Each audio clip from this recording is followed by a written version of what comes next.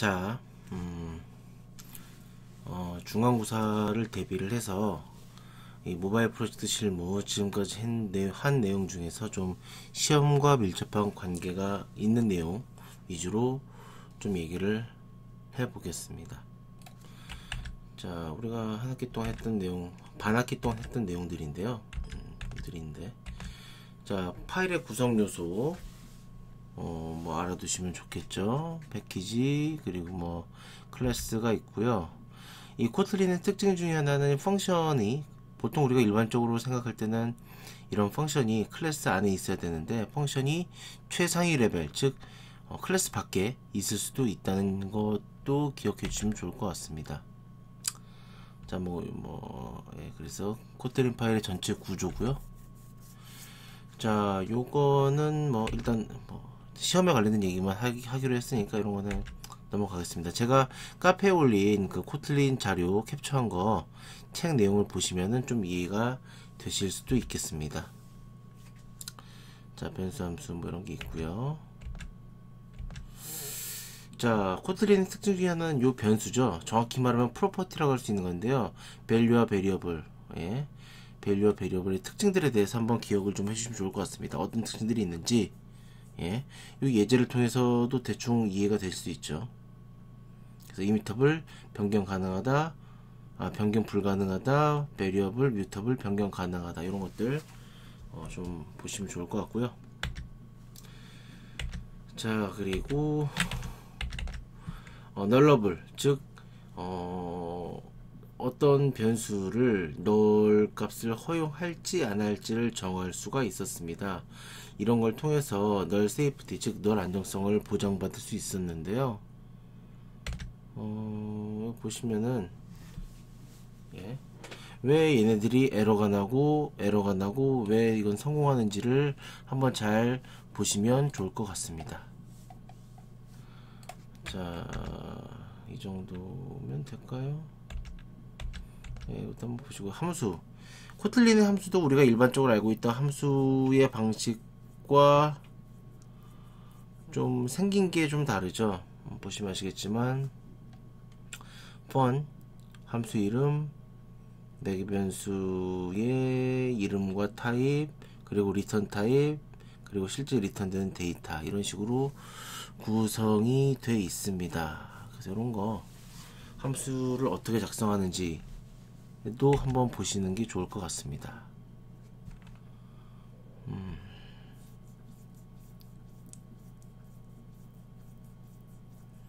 자, 그리고 문제 중에 소스 코드를 실행했을 때 결과에 대해서 결과가 뭐냐, 그 결과를 적는 한 문제가 꽤 있습니다. 그래서 그런 것도 여러 가지 예제를 보면서 좀 보시면 좋을 것 같습니다. 요거란 얘기는 아니고요. 자, 일단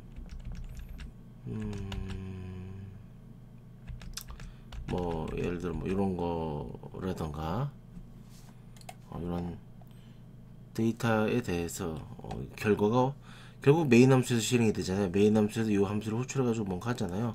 결과에 대해서 한번 추측해 보셔도, 아니면 직접 입력을 해 보시면은 결과를 눈으로 확인할 수 있습니다. 그런 것도 좋을 것 같네요.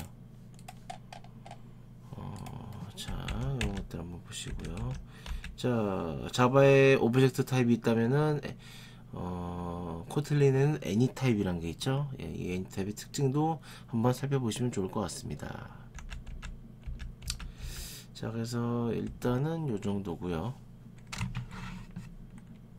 자, 잠깐만 멈추고 다음 PPT를 보도록 하겠습니다. 자, PPT 이번 장에서는 여러가지 컬렉션 타입들에 대해서 우리가 살펴봤었죠. 자, 그래서 배열을 어떻게 쓰는지, 리스트를 어떻게 쓰는지, 셋랩을 어떻게 쓰는지를 한번 살펴봤었는데요.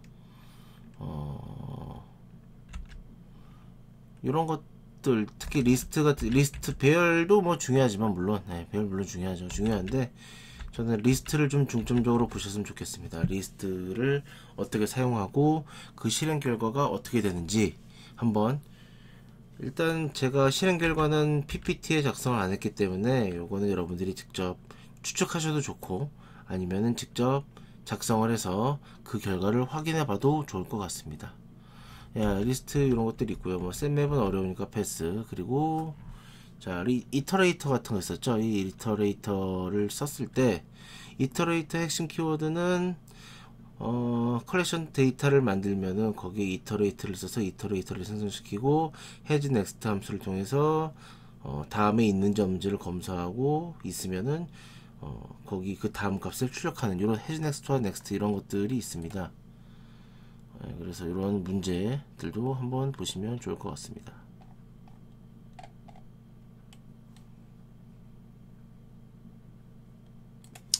자, 이터레이터 관련된 이런 내용들 보시면 좋을 것 같고요.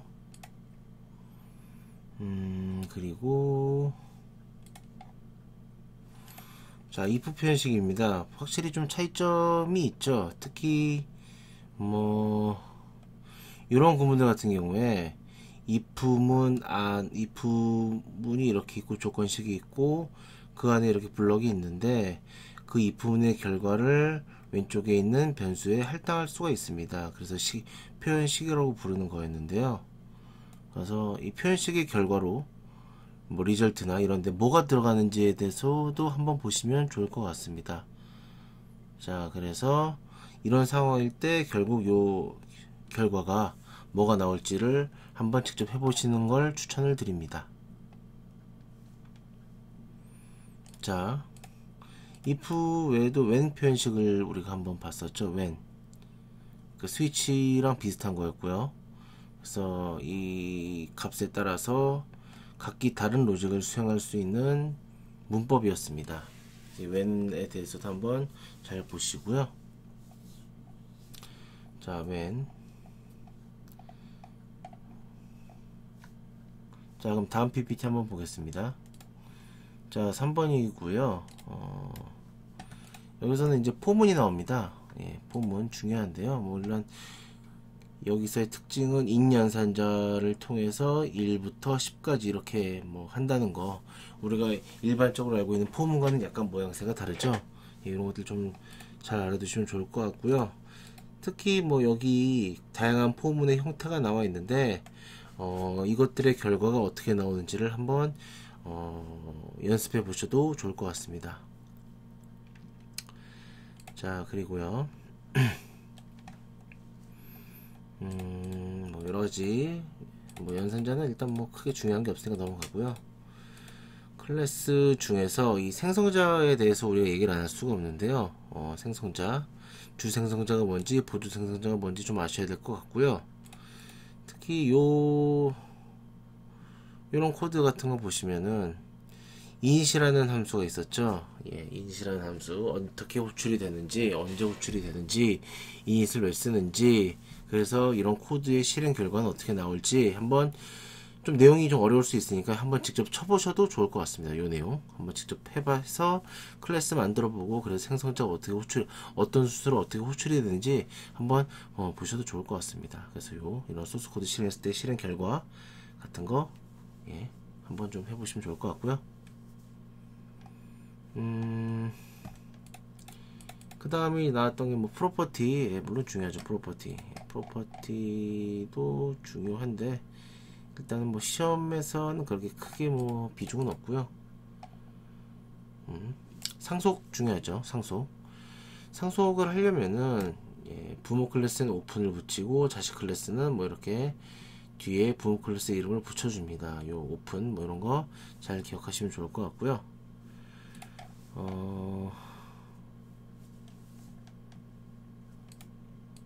자, 오버라이드도 많이 쓰죠. 오버라이드를 할 때에 상속이 될 부모 메서드에 오픈을 붙이고 이거를 오버라이드 하는 상속받는 애들은 오버라이드를 쓴다는 것도 좀 기억을 해둘 필요가 있겠습니다. 자, 그리고 뭐 여러가지를 우리가 봤었는데요. 일단은 여기서는 일단 이 정도면 될 것 같고요. 다음 PPT로 넘어가 보겠습니다. 자, 4번입니다. 여기서는요, 뭐, 데이터 클래스, 뭐, 물론 중요하죠. 한번 읽어보시고요.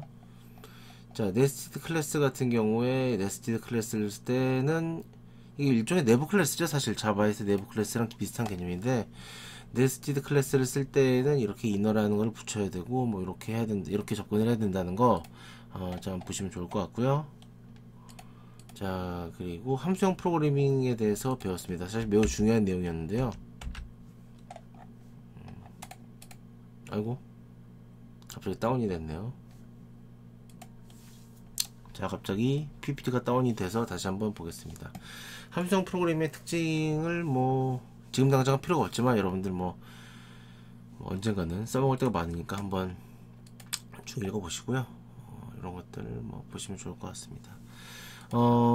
특히 저는 이 함수형 프로그래밍 부분에서 여러분들 첫 번째 람다 표현식 어떻게 쓰는지, 그리고 고차 함수 어떻게 쓰는지, 그리고 셈 방식을 어떻게 람다 표현식을 이용해서 작성을 하는지를 좀 보시면 좋을 것 같은데요.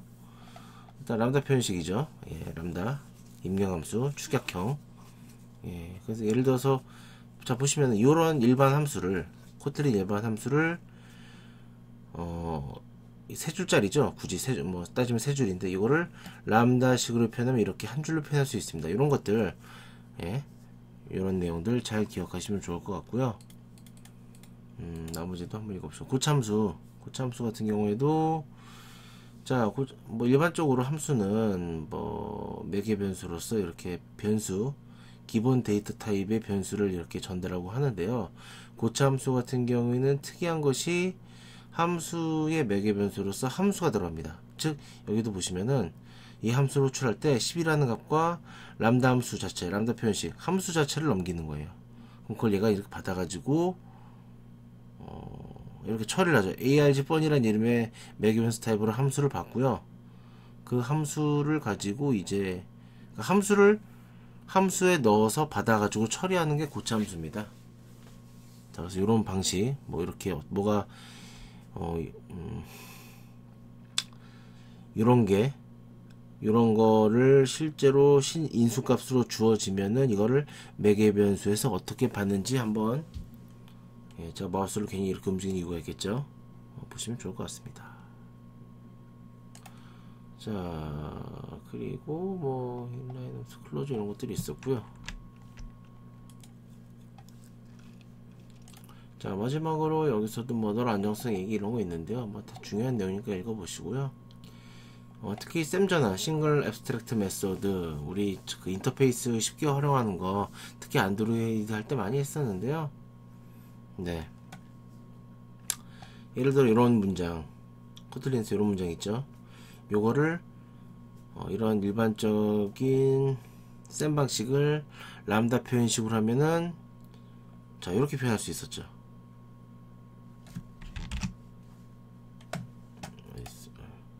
이렇게 한 줄로 표현할 수가 있습니다. 앞에 있는 내용이랑 비교해 보시죠. 뭐 4줄, 5줄 되는데 이걸 한 줄로 표현할 수 있습니다. 자, 이런 식으로 람다 표현식으로 쓸 수 있다는 거, 이런 거 한번 연습을, 한 번이 아니죠, 꼭 연습을 해보시기 바라겠습니다. 자, 그래서 일단 뭐 중간고사는 이 정도 내용만 제가 좀 집중해서 말씀드린 부분들이 있죠. 그런 내용 위주로 좀 보시면 좋을 것 같고요. 네, 어쨌든 문제는 총 17문제입니다. 예, 17문제니까 문제 자체는 어렵지 않습니다. 지금 했던 내용이 다니까요. 그래서 한번 꼭 살펴보시고요. 시험들을 잘 보시기 바라겠습니다. 예, 수고했습니다.